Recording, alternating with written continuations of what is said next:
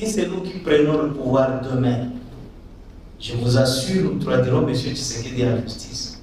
Lorsqu'on recrute des jeunes gens au sein de l'armée, on leur dit qu'ils deviennent des forces réservistes de l'armée régulière, on les amène dans un centre de formation, ils font quelques semaines là-bas.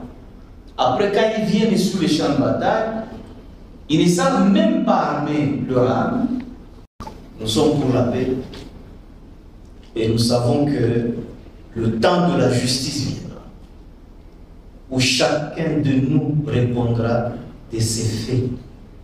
Que nous puissions trouver un accord avec Kinshasa qui préserve les vies humaines. Nous sommes pour la paix et nous savons que le temps de la justice viendra, où chacun de nous répondra de ses faits. Mais nous privilégions la paix pour le monde. Que nous puissions trouver un accord avec Kinshasa qui préserve les vies humaines et qui préserve également les dommages collatéraux en termes d'infrastructures et autres. Nous ne poserons pas cela comme condition à droit. Mais nous aimerions qu'à un certain moment, lorsque le temps de la justice viendra, que M. Tshisekedi soit tenu responsable des faits qu'il aura commis. Et de ce fait, si c'est nous qui prenons le pouvoir demain, je vous assure, nous traduirons M. Tshisekedi à la justice.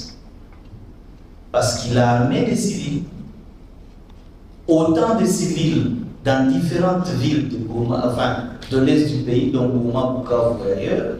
Vous avez vu les photos des enfants qui portent la tenue des FARDC et qui sont armés et qui sont prêts à tirer sur des soldats professionnels qui ont été formés, bien formés, alors que les enfants n'ont jamais appris le maniement des armes et qu'on leur donne une arme pour que ça, et qu'on leur fait porter une tenue militaire pour que ce soit eux qui défendent la ville, ça c'est un crime.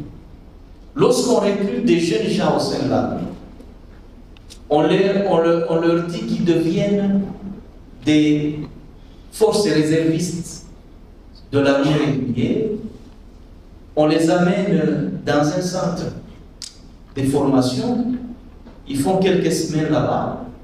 Après, quand ils viennent sur les champs de bataille, ils ne savent même pas armer leur arme et ils doivent se référer à des civils pour leur montrer comment on tire. Ça, c'est des témoignages que nous leur donnons. Je crois que M. Simissi, qui était notre, à un certain moment, représentant ou chef des cités de Kimumba, et les FARDC sont venus fraîchement du centre de formation et on les a envoyés sur la ligne de front. Et ces FARDC-là, dont des jeunes gens, à frère d'âge, sont allés le voir en lui disant, écoutez, montrez-nous comment on tire. Et lui, il leur a posé la question, vous venez du centre de formation, comment se fait-il que vous ne savez pas tirer? Et les gens, les familles militaires ont dit, écoutez, on ne nous a pas appris à tirer. Et on les déploie comme ça sur les champs de bataille pour servir des Chélaka. Vous vous imaginez, face à une armée aussi aguerrie comme l'armée révolutionnaire congolaise. Troisième fait, parce que vous voulez les faits pour lesquels M. Tshisekedi doit répondre. La bataille de Bouiza, Kichana, ils amènent des forces spéciales qui présentent comme des forces spéciales venues fraîchement de la formation à l'Israël. On les fait porter des casques, également des gilets pare-balles, et on les déploie sur la ligne de front. Et lorsqu'un militaire sait qu'il est porteur de casque et de gilet pare-balles, eh bien, il sait qu'il est protégé, il prend beaucoup de risques. Après, lorsqu'il est face à nos soldats, une balle est tirée et ça trouve le casque, ça entre dans la tête.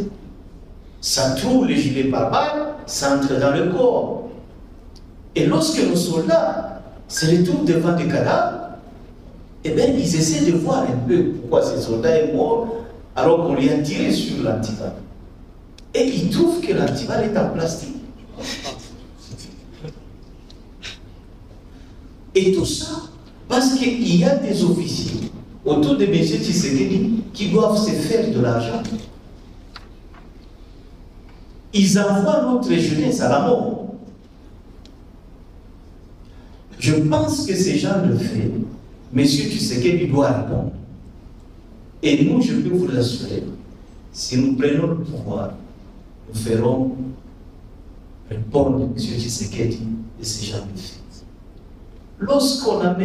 Lorsque les soldats qui combattent pour vous, contre nous qui présentent comme des Rwandais, des Tutsis envahisseurs de la RDC, les Tutsis qui combattent contre nous qui sont dans votre camp et qui viennent de la ligne de front, vous les récupérez, vous les livrez à la bénédiction populaire ici dans la ville de Goma. On a vécu ça. Je n'ai pas été ici, j'ai vu les images. Les journalistes ont été ici, ils ont diffusé les images. Des soldats tutsis qui ont été livrés par leurs collègues à la vindicte populaire, brûlés, et leur corps mangé. Ça ne s'est pas passé seulement ici, ça s'est passé également au Vira, ça s'est passé également à Kinshasa. Et ça s'est passé à Kinshasa. Avez-vous vu la communauté internationale fortement présente en RDC condamner ça? Non. Tshisekedi, c'est le bébé qu'on doit babysitting, on doit babysitter, parce qu'il détient l'or, le diamant, la cassiterite, le cobalt, ainsi de suite, que tout le monde raffole. Et on lui donne le permis de tuer qui il veut. Et personne ne le condamne. Nous disons non. Viendra le temps où ce monsieur va répondre de ses actes.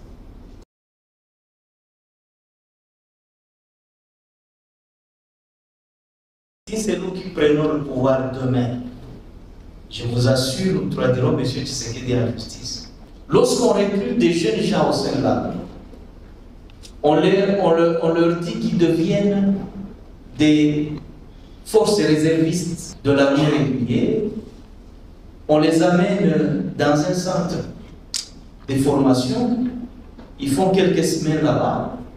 Après, quand ils viennent sur les champs de bataille, ils ne savent même pas armer leur arme. Nous sommes pour la paix. Et nous savons que le temps de la justice viendra, où chacun de nous répondra de ses faits.